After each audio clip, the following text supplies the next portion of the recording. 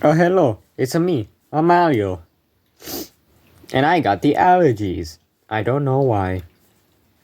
Anyways, for today's episode of Gaming View, we'll be looking at my entire collection for the PS2.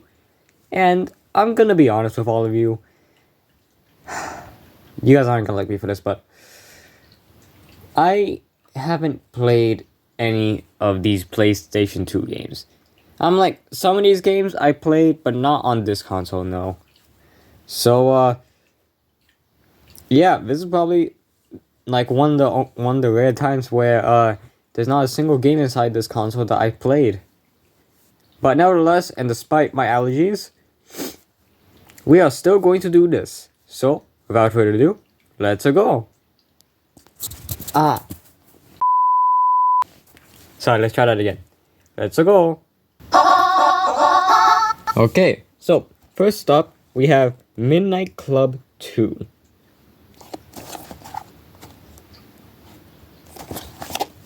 Up next, we have Guitar Hero 2. I think either one of these Guitar Heroes or the Rock Band was one that was my first video game growing up. Of course, not me, Mario, but the guy that holds my butt.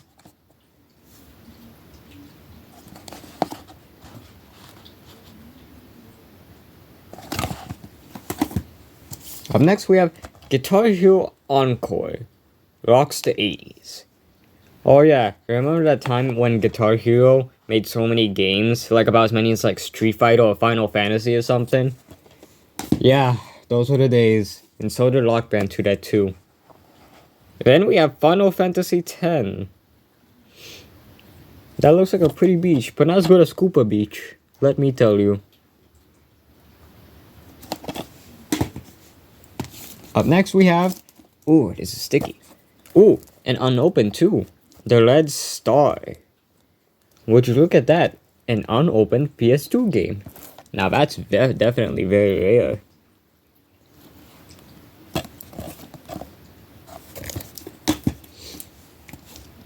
We have Tom Clancy's Splinter Cell Stealth Action Redefined. I always confuse the name of the beginning of the title with the actor that played Mr. Krabs.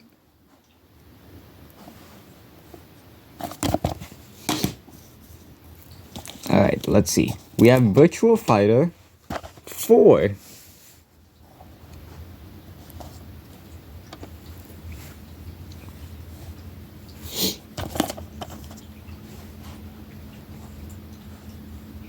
They really upgraded with the PS2 compared to the PS1. Like, even the covers look terrible, but these ones at least look better. Like, way better. Anyways, we have Wild Arms 5.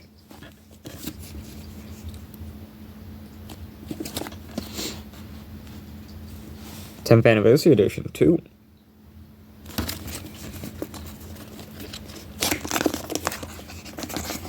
It has a little box in it, too. Let's see what's in here. Ooh. We got an art book.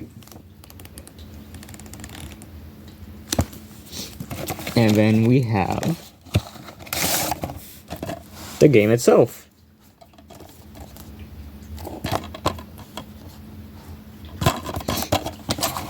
But yeah, these covers for the PS2 are way better than the PS1, even if the graphics aren't as good as the covers themselves. So yeah, I'm definitely gonna give applause to that. Congratulations, Sony, you did something good for the PS2. That should be fun. That and also allowing it to be able to play DVDs as well. That's awesome. Up next, we have Robotech Battery. Battery, for me, makes it sound like I'm saying battery. So, yeah, sorry about that. Up next, we have Rogue Galaxy. When this come out because the fact that this kind of looks like a steampunk and pirate ship-esque aesthetic kind of reminds me of a Treasure Planet. So if this game is ripping that off, then Disney, you have something new to file a lawsuit against. Up next, we have R-Type Final. I love how the background's just so super generic, like the old Sega Master System covers, where they were just white with graph paper design. Up next, we have Samurai Western from Atlas.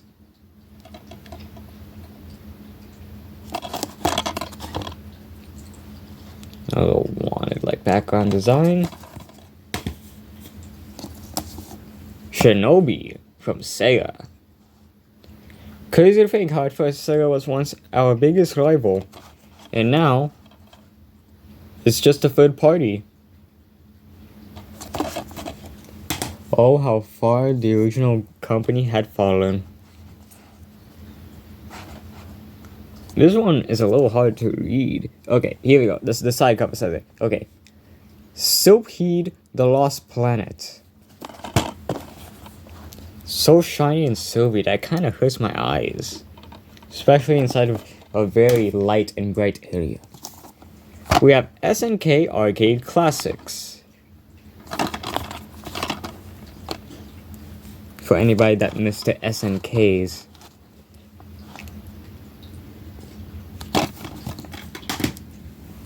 Up next we have Soul Reaver 2. What, is Soul Reaver related to the Grim Reaper or something? Mamma mia.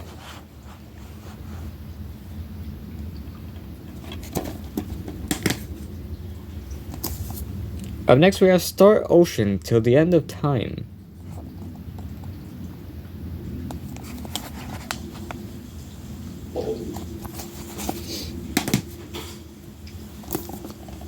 Suzuki TT Superbikes Real Racing. I feel like I need to brush my teeth after saying that title. That was just a mess of a title. What a mouthful. Disney's The Haunted Mansion. Who would have thought an attraction would end up becoming a video game, a show, and even a movie? I'm not sure if it was a show. It just feels that way because of how apparently there's so much more media than just merchandise and the attraction itself for this. And then we have the Mark of Cree.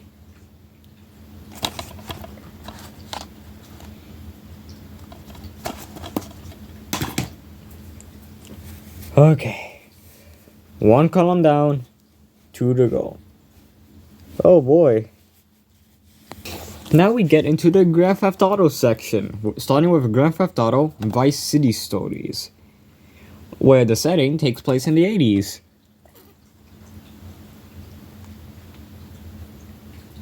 There's so much white blandness for this one, like what's up with that? Up next we have Grand Theft Auto Vice City. Oh no, that wasn't the real Vice City. My apologies, ladies and gentlemen. Those are just side stories. This is the real Vice City. I am so sorry, ladies and gentlemen. My deepest of apologies.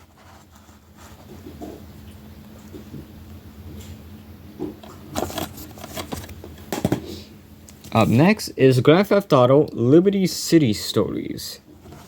Is this another one of those extra bonus games for like the next one that I'm gonna show?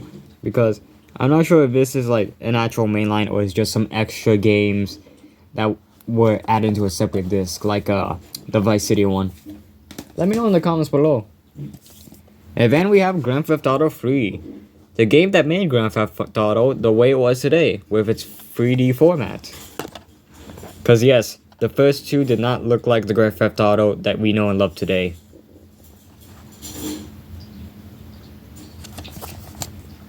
Now that we're done with the Grand Theft Autos, up next is GoldenEye Rouge Agent. From the 007 franchise, the James Bonds and stuff like that.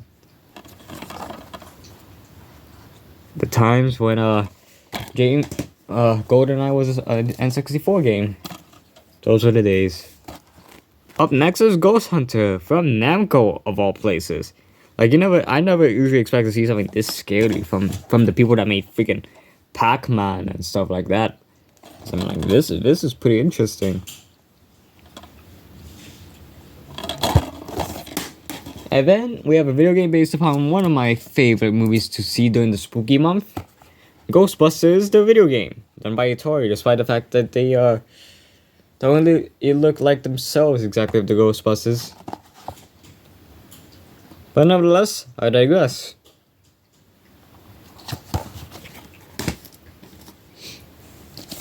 Up next, we have Gauntlet Dark Legacy from Midway.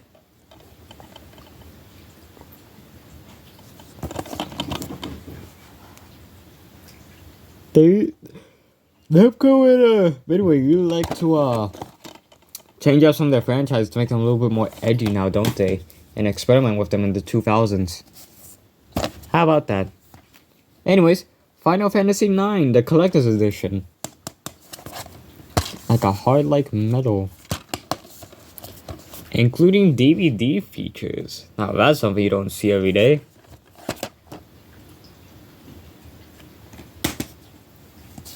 Dragon Quest VIII. Journey of the Cursed King.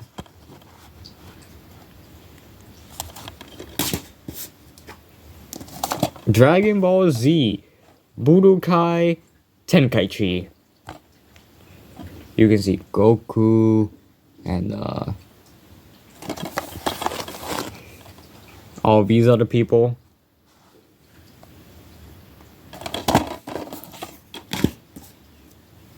And then up next we have Dark Cloud 2. These two characters on the front cover kind of remind me of the characters from this Studio Ghibli movie. It's called Castle in the Sky. Does anybody else get that? Up next, we have Contra Shattered Soldier. Looks very blurry of the front cover. It looks like somebody sneezed on the camera for all these pictures. Feels too blurry for my taste. Doesn't feel like a painting. Up next, we have Capcom Classics Collection Volume 2.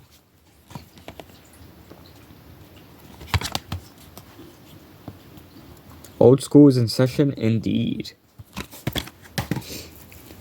Bully, one of the rare games from Rockstar that's not Red Dead Redemption or a Grand Theft Auto game.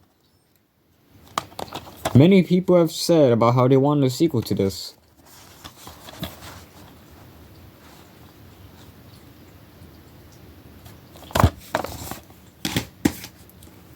Beyond Good and Evil.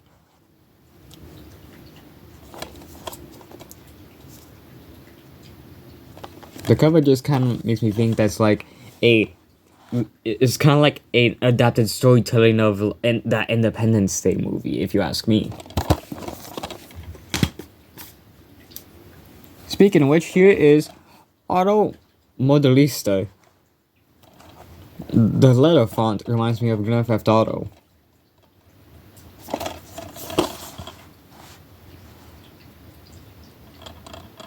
And what I mean by Grand Theft Auto, I mean the first two. ATV2 Off-Road Fury.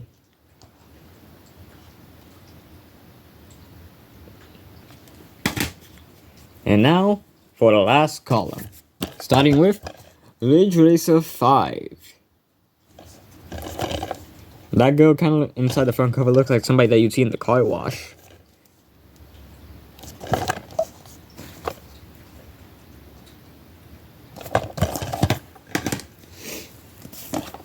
Prince of Persia, Warrior Within, from Ubisoft.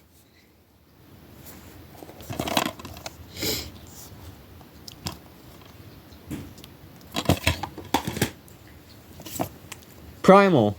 This Primal, not to be confused with the one that airs on Cartoon Network. Let me tell you.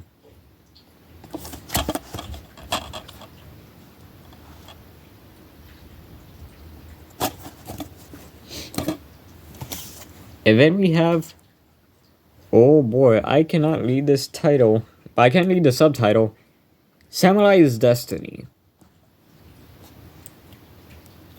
The letter font's just too hard for me to read, sorry.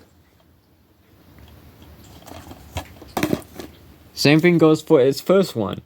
And the subtitle for that one says Warlords. I think it says Onimusha. I'm hoping I'm saying that right. If I didn't say that right, then I'm sorry. But honestly, I would honestly confuse this sort of a cover with Shimu from Sega. Ooh, this is a nice looking cover. Oak-Cage Shadow King. Looks absolutely interesting and very intriguing. Most definitely. Mortal Kombat Perception.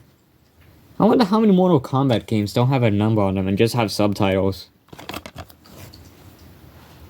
Because it's pretty clear that Mortal Kombat and Street Fighter have more games than they should have, probably. Mobile Light Force 2.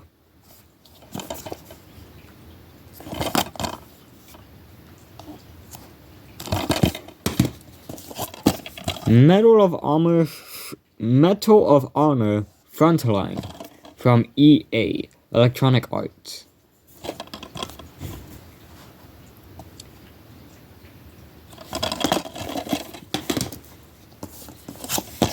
Max Payne, another Rockstar game that's not some Red Redemption game or a Grand Theft Auto game. I guess the PlayStation 2 was the time of experimentation for these type of games, I guess, for these companies. Considering how 3D became the new thing. What do you know? Up next we have Maximo Goes to Glory. This cover is so beautiful, like, look at this face. Look at that. Doesn't that just remind you about the awesomeness that is the Legend of Zelda CDI games? And oh yeah, it definitely looks better than those Sega Master covers. Like, pfft, don't be ridiculous to say that it's worth to say it's better. I don't even know what I'm saying anymore. So let's move on to Marvel Ultimate Alliance. That's a way too realistic version of a Ghost Rider. I think he's supposed to be all like mean and scary and something like that, but that's just kind of taking it to the next level. That's kind of like some Tim Burton level of creepiness. Up next, we definitely have a spooky one from Rockstar, Manhunt. I don't even want to look at the front cover anymore. It's just that uncomfortable. And you'll probably feel uncomfortable from this. Yeah. Up next, to make ourselves feel better, we have Lego Indiana Jones, The Original Adventures. Including Indiana Jones, some people, the damsel in distress, and his little sidekick. Who I forgot the name of. Sorry.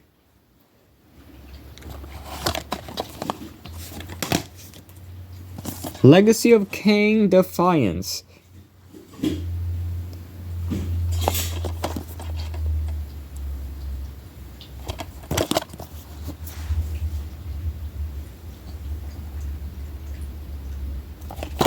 Up next we have the traditional Tomb Raider game for the PlayStation, Lara Croft Tomb Raider Legend. Look at that. That looks like something you want to date now, doesn't it?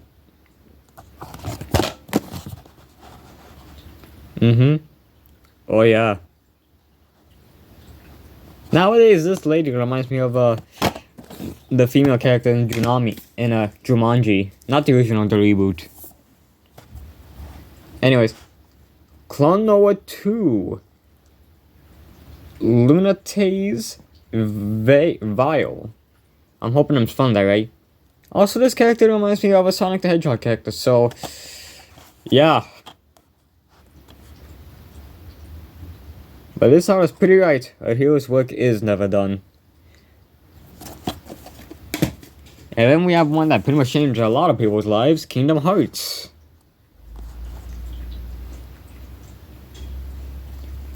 And people still can't believe that Sora made it to Smash. Took a lot of convincing for us to be able to get her into the game, but it was pretty well worth it, honestly. Because it made the fans happy, and that was what counts. And last but not least, we have Heavenly Guardian from a company called UFO. I'm hoping that that's just a random name that they took because they're into aliens, and I'm hoping that it's doesn't mean that they're part of the Illuminati or something like that. Because that would be very uncomfortable. Oh, wahoo. And that is every single game that I have for the PS2. Sorry I haven't played any of them yet, but maybe I'll play some of them, like the Rockstar games and the Grand Theft Auto games, and even the Kingdom Hearts one. So, yeah, thank you all for watching. Next time, we're going to be looking at the Xbox 360 collection. So, see you all next time. Bye-bye. Now to clean this up. Oh boy.